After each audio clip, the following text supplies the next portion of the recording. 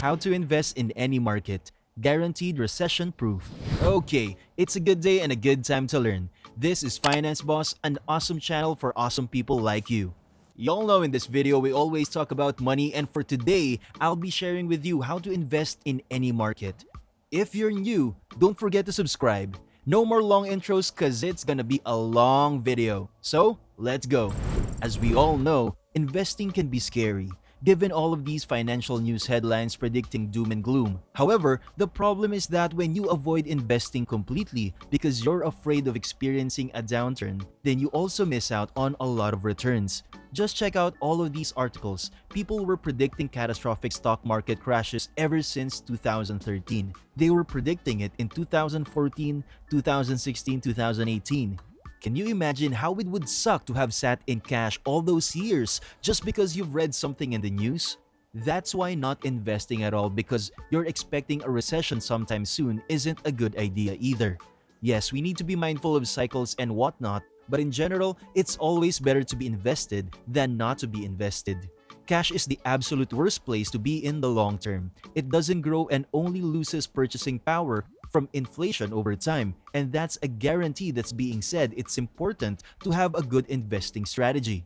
Now, any sort of market timing investing strategy is a really dicey way to invest because, as you know, with all of those, it's really hard to call the exact timing of a recession. Sure, if you can do it well all the time, then yeah, you'll get rich really fast. In which case, I want to be your friend and you should totally share your money with me. But the average person can't time the market. Get lucky once or twice short, but investing by trying to predict where the economy is headed is not a reliable strategy. I'm speaking from personal experience back in 2015.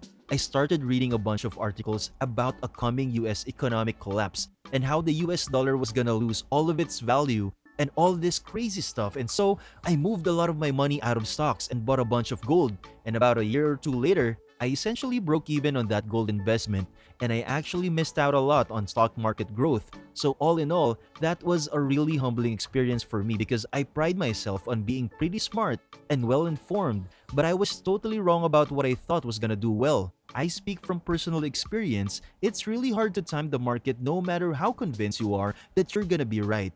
It's just impossible to know because the markets are so large and dynamic. That's why I'm convinced that these two strategies that I'm going to share with you in this video are the best ways to go both of these strategies rather than relying on market timing. In other words, predicting correctly when the recession is going to happen instead. These two strategies rely on timeless investing principles that are gonna make you money in all markets regardless of a recession or no recession. The first strategy that I want to talk to you about is Ray Dalio All-Weather Portfolio. Ray Dalio is a master investor. He's the founder of Bridgewater Associates and he's regarded by many to be one of the best investors in the world. In an interview he did with Tony Robbins in the book Ronnie Mastered the Game, Ray Dalio explains that the best way to invest is by creating a balanced portfolio that's designed to succeed in any economic environment, even during recessions.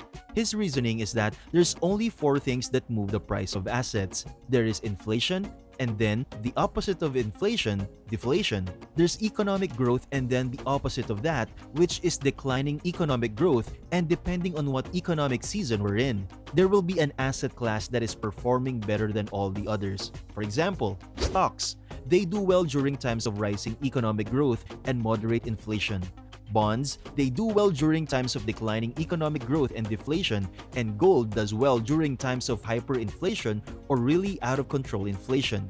Kind of like I was explaining with my own personal story, if I had been right and gold was the asset class to be in, you know, I would have done really well, but the problem is, it's actually hard to know when these economic seasons will hit, or even if they'll hit, and when they do, how long they're gonna last. Right now, we're in a season of strong rising economic growth and moderate inflation. So, stocks are doing really well, and if you're all in stocks right now, you're probably doing really well. However, we don't know how long the season is gonna last. It could be 2 more months or even 2 more years, and then when that season ends, we don't know what season is gonna be next, and therefore, we don't know which asset class to be invested in.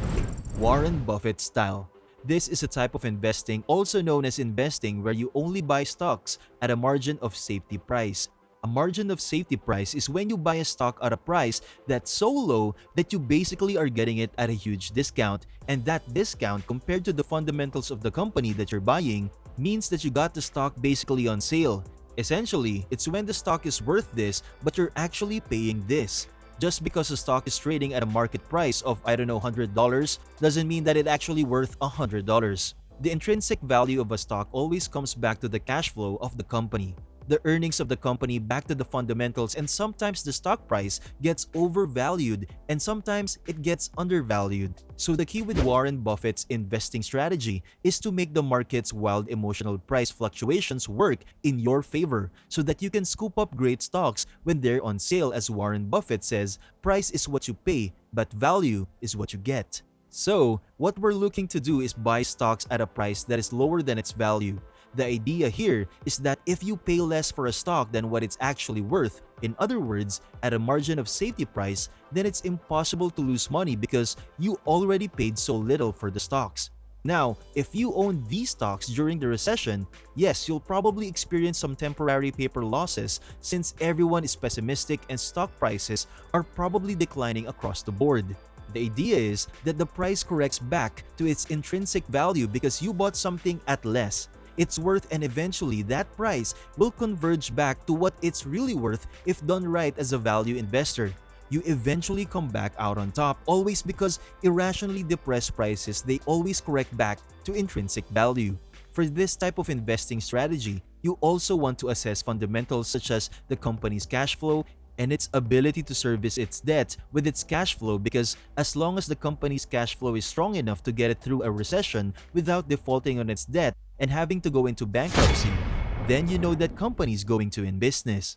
The opposite of this type of investing is, for example, during the dot-com bubble there, where a bunch of these new age technology web-like internet companies that basically had an intrinsic value of zero because they weren't making any money yet, they were actually not profitable, and those stock prices were at these crazy high valuations, and people were just paying a ton of money for these stocks that didn't have any fundamental intrinsic value. And so, when the dot-com bubble burst, those investors lost 100% of their money because they had no heart margin or safety, and in fact, did the opposite, which is just paying way more than what those stocks were actually worth.